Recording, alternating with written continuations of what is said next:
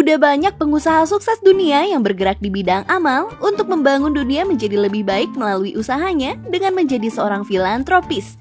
Tapi di Indonesia sendiri masih dibilang belum banyak loh. Dato Sri Tahir adalah salah satu orang terkaya di Indonesia dan dikenal memiliki hati yang dermawan. Tapi tahu nggak sih, Dato Sri Tahir yang kaya dan dermawan itu sebetulnya nggak lahir dari keluarga yang berada. Ia memulai usahanya betul-betul dari nol. Wow, gimana ceritanya? Yuk kita simak aja kisahnya. Dato Sri Tahir adalah anak dari seorang ayah pembuat beca dan sang ibu yang membantu menyokong finansial keluarga dengan mengecat beca buatan sang ayah. Dengan kondisi yang penuh keterbatasan secara ekonomi, lantas gak membuatnya urung untuk menggapai cita-citanya melalui pendidikan. 1971, kala itu ia punya mimpi untuk kuliah di bidang kedokteran. Oleh sebab itu dia berusaha untuk menjadi siswa berprestasi dengan berhasil menamatkan pendidikan SMA-nya di SMA Kristen Petra Kalianyar, Surabaya pada usianya yang saat itu menginjak 19 tahun. Tapi setelah menamatkan bangku SMA-nya, cita-cita Dato Sri Tahir itu ternyata sirna setelah sang ayah jatuh sakit dan gak bisa lagi untuk membiayai perekonomian keluarga. Itulah yang membuat Dato Sri Tahir harus fokus untuk melanjutkan usaha sang ayah dan gak bisa melanjutkan pendidikan kuliahnya. 1972, titik terang pun muncul. Ketika usianya mencapai 20 tahun, ia mendapatkan beasiswa untuk sekolah bisnis di Nanyang Technology University, Singapura. Sambil menimba ilmu, ia juga melihat peluang untuk menambah penghasilan untuk membiayai studinya dengan menjual barang yang ia beli di Singapura dan dijual kembali di Surabaya. Beberapa produk yang ia beli dan jual kembali diantaranya seperti pakaian wanita dan juga sepeda yang ia dapatkan dari pusat perbelanjaan di Singapura yang ia jual kembali di tanah air. Setelah lulus dari kuliahnya, ia mencoba peruntungannya dengan memulai bisnis garment. 1986, Dato Sri Tahir membangun Mayapada Group dan merambah ke berbagai bisnis lainnya seperti dealer mobil, perbankan, hingga kesehatan. 1987, gak ngerasa puas dengan pendidikan yang telah ia dapatkan di usianya yang ke-35, ia menimba ilmu lagi di Golden Gate University, Amerika Serikat dan menyelesaikan pendidikan di bidang keuangan.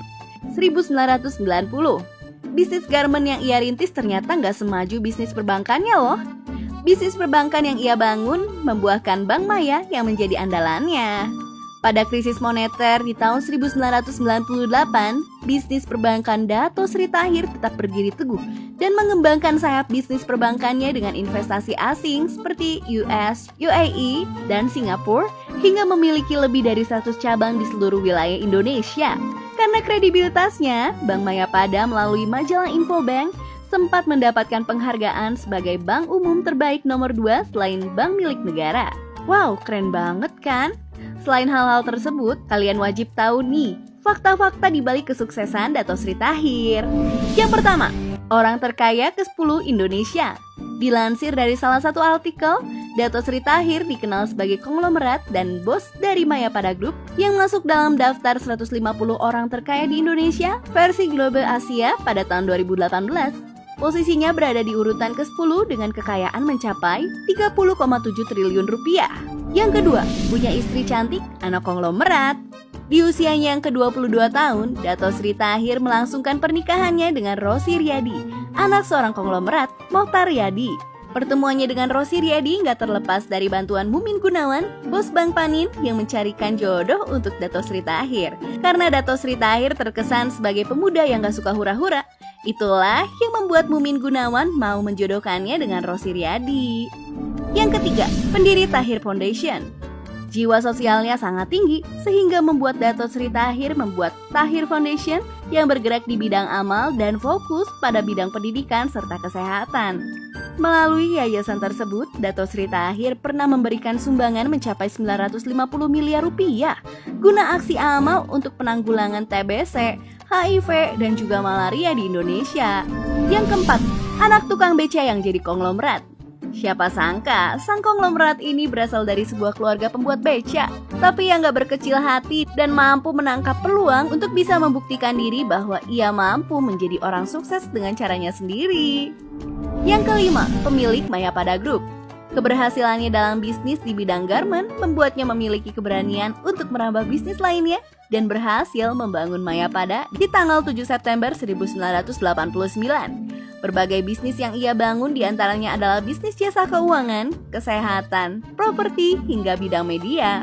Dengan banyaknya bisnis yang ia kembangkan, Dato Sri Tahir menciptakan grup usaha dalam satu naungan, Mayapada Group.